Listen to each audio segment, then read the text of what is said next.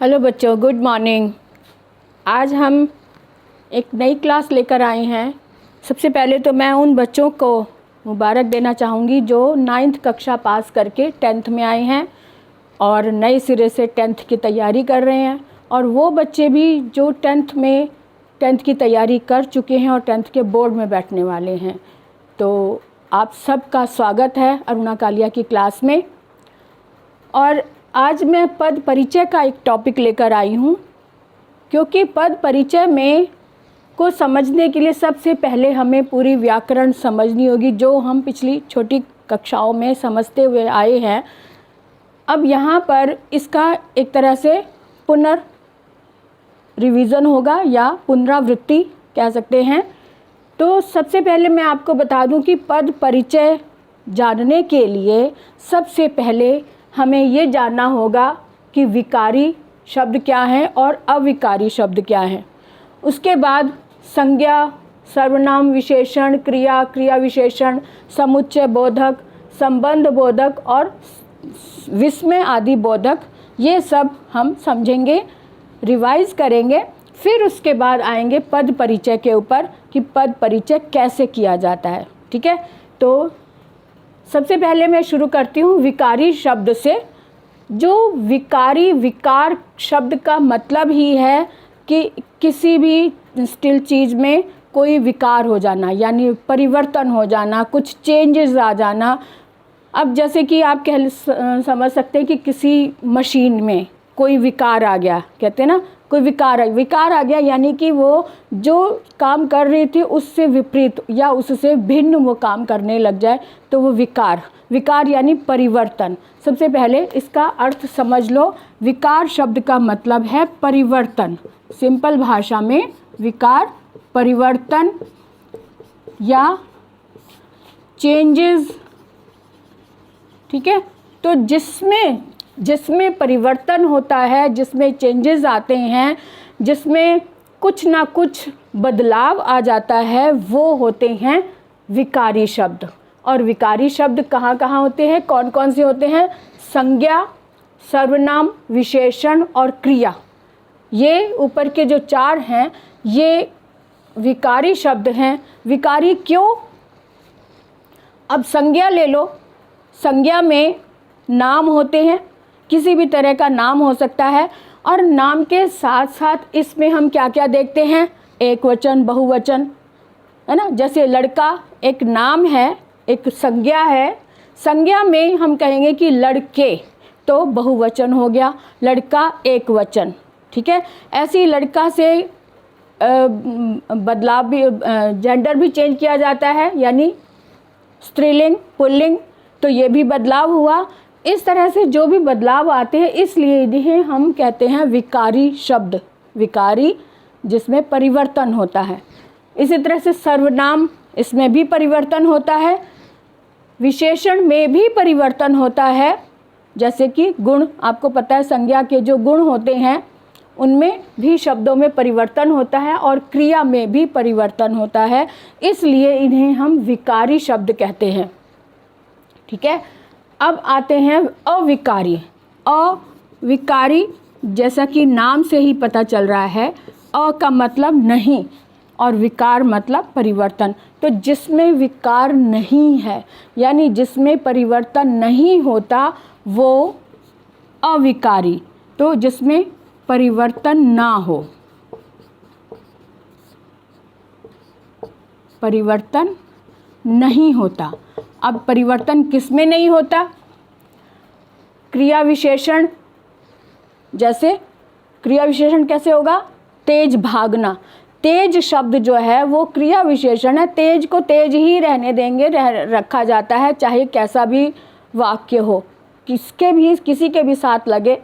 तेज भागना ये शब्द नहीं बदलता, इसलिए जितने भी। और एक और छोटा सा मैं आपको पहचान बता दूं कि अविकारी शब्द क्या होते हैं।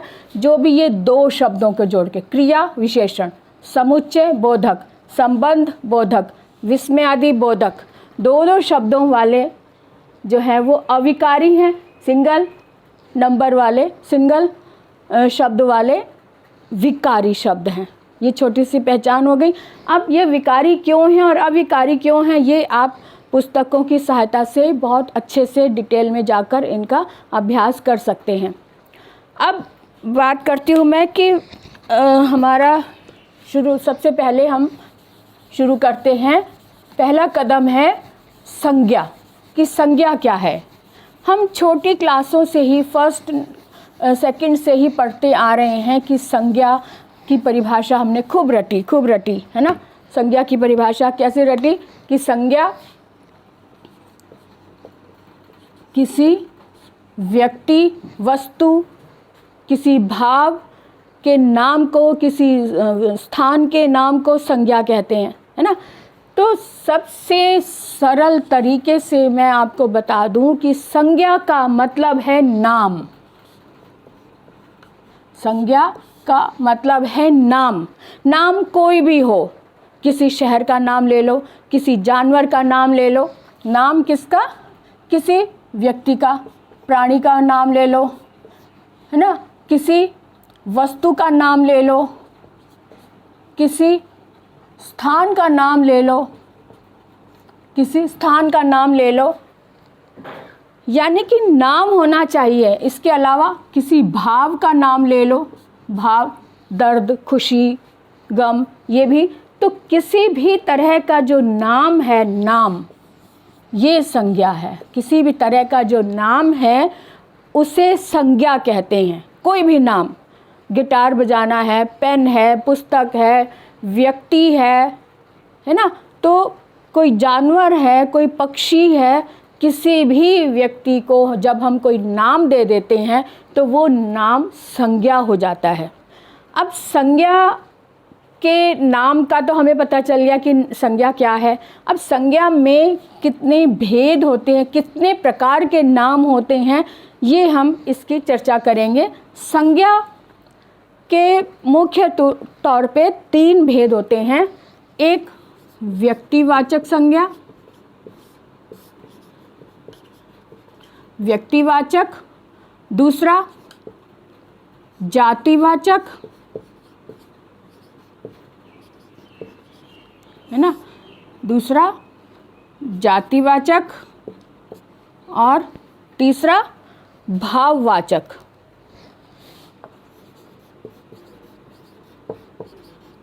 तीसरा भाववाचक। अब ये 3 मेन हैं।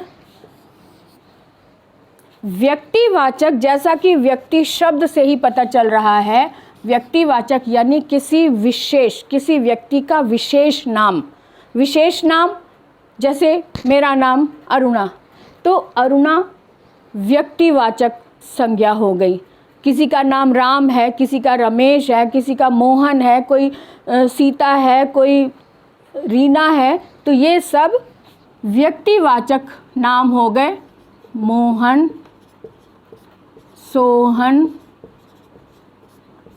या रीना, या फिर किसी जानवर का भी विशेष जो पेट होते हैं उनके नेम्स भी, जैसे कपिला गाय का नाम हो गया, या किसी डॉग का नाम आपने ब्राउनी रख लिया। तो किसी भी चीज़ का जो प्रॉपर नेम होता है, प्रॉपर नेम जिसकी विशेष सिर्फ उसी की पहचान होती है। अगर हम जैसे मुझे कोई बुलाएगा तो सिर्फ मैं ही उठकर खड़ी होंगी, बाकी सब नहीं आ जाएंगे, है ना। तो व्यक्ति विशेष का जो नाम होता है वो व्यक्तिवाचक संज्ञा में रखा जाता है। अब दूसरा भेद ले लेते हैं, जातिवाचक। जाति यानी कि जितने भी नाम हैं उनको एक कैटेगरीज में बांट दिया गया। कैटेगरीज, जैसे जानवर, गाय हैं, जितनी भी गौएं हैं सबको हम गाय ही कहेंगे, है ना। तो ये गाय एक कैटेगरी में आ गया, एक जाति में आ गया। बंदर, शेर, कुत्ते, गधे, घोड़े, ये सब जो हैं वो जातिवाचक में आ गए। इसी तरह से मनुष्यों में आदमी, औरत, लड़के, लड़कियां, तो ये सब जातिवाचक में आ जाते हैं, जिनको हम एक कैटेगरी में, एक वर्ग में बांट देते हैं, ठीक है। तो ये लड़का और लड़की, ये हम जितने भी लड़कियां हैं वो सब लड़कियां ही कहलाएंगी।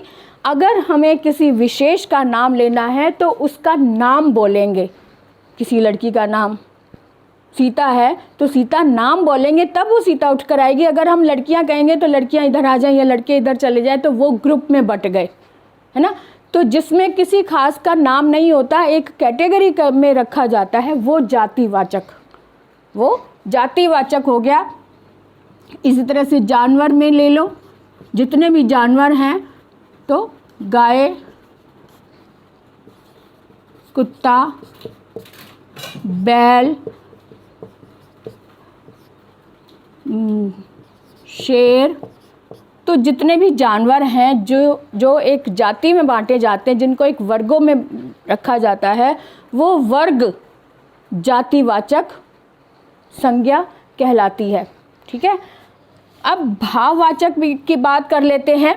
भाववाचक जिसको हम छू नहीं सकते लेकिन महसूस कर सकते हैं। जैसे कोई दर्द से कराह रहा है तो दर्द हो गया, खुशी महसूस हो रही है तो खुशी हो गई, दर्द, खुशी, उल्लास, हर्ष, है ना। तो इस तरह से ये भाव होते हैं, इनको भी हमने कोई ना कोई नाम दिया है। जैसे खुशी हुई तो हमें कोई बहुत प्रसन्नता हो रही है तो हमें खुशी का नाम दे दिया। हमें दर्द का एहसास हो रहा है, हमें दुख हो रहा है तो हमने दर्द का एहसास कर दिया, दर्द का नाम दे दिया, हमने दुख का नाम दे दिया।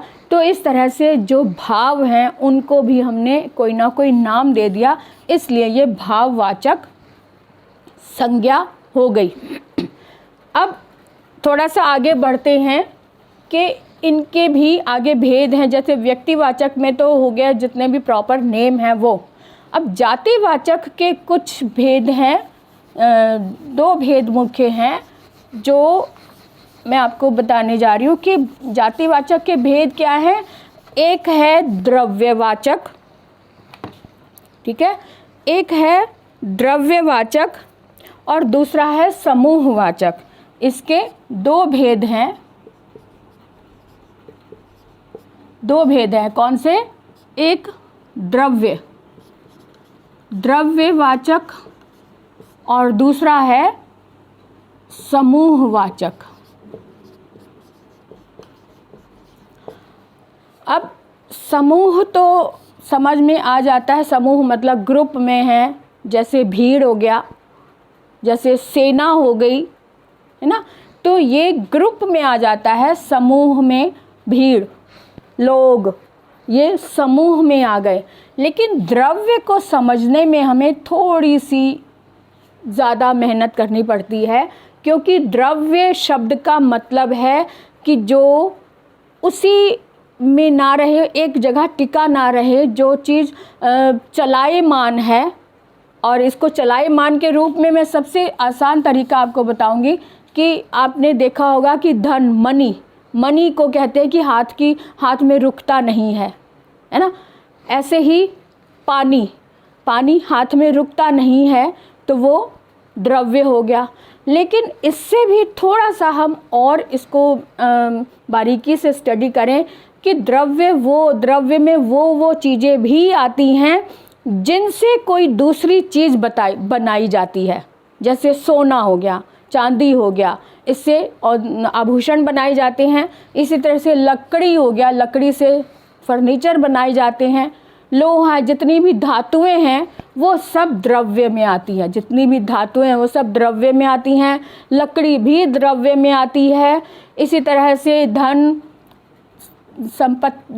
हो गया, जिसे हम साधन बनाते हैं, जिसे हम अपने सुविधा का साधन बनाकर हम कोई दूसरा रूप दे देते हैं, वो सब द्रव्य में आ जाते हैं। ठीक है। तो द्रव्य में क्या क्या आएगा? द्रव्य में वो वस्तुएं जिनसे कोई दूसरी वस्तु बनाई जाए, जिनसे किसी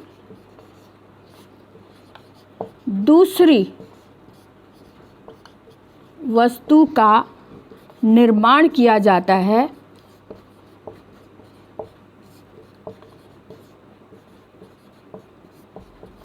निर्माण किया जाता है वह द्रव्यवाचक कहलाता है, वह द्रव्यवाचक कहलाता है। ठीक है, द्रव्य का मतलब है जो अपनी पहले वाली सिचुएशन में ना रहकर किसी ना किसी में बदल जाए, किसी ना किसी और रूप में जिसे बदल दिया जाता है, वो द्रव्यवाचक।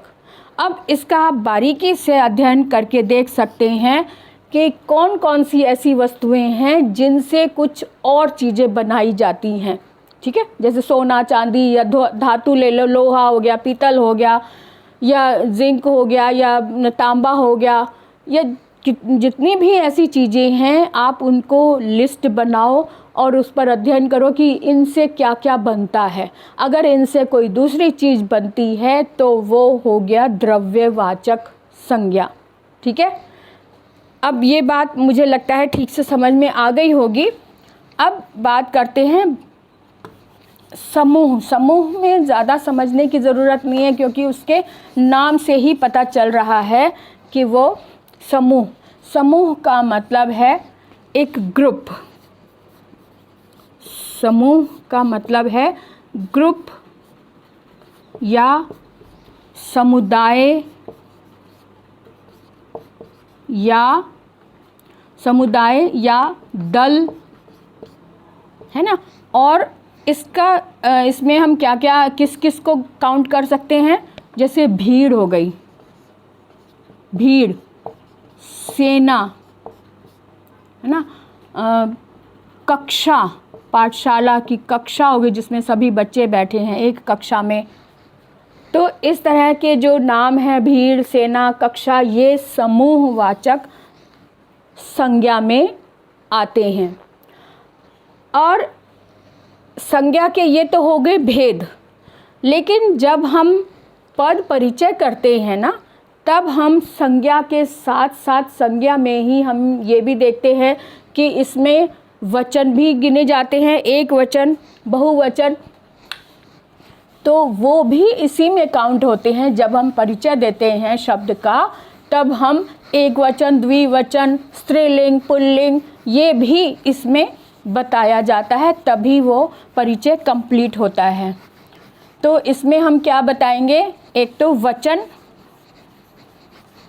वचन के साथ साथ सबसे पहले इसमें क्या क्या आता है संज्ञा में, एक तो हो गए संज्ञा के भेद, दूसरा है वचन। वचन में एक वचन और बहुवचन। ठीक है, अब तीसरी बात आती है इसमें लिंग। लिंग में स्त्रीलिंग